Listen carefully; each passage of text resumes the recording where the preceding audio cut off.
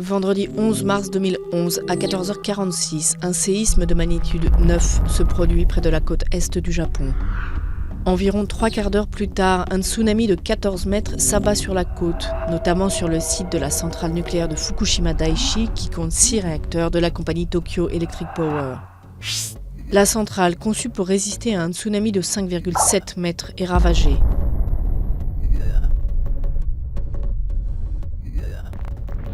Au moment des secousses, les 3 réacteurs alors en service s'arrêtent automatiquement comme prévu.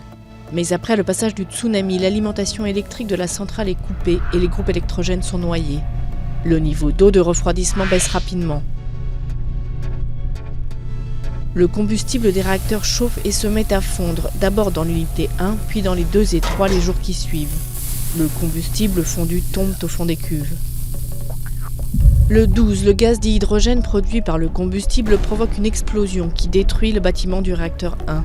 Même scénario pour le réacteur 3 qui est soufflé le 14. Ces déflagrations et dégazage nécessaires pour abaisser la pression propulsent de grandes quantités de radioéléments dans l'atmosphère.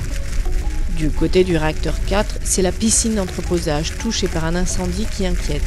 Le 15 mars, le bâtiment de cette unité 4 est aussi détruit par une explosion. Malgré l'intervention de l'armée, il faudra des semaines à TEPCO pour contenir la catastrophe et des mois pour refroidir correctement les cœurs en déversant massivement de l'eau.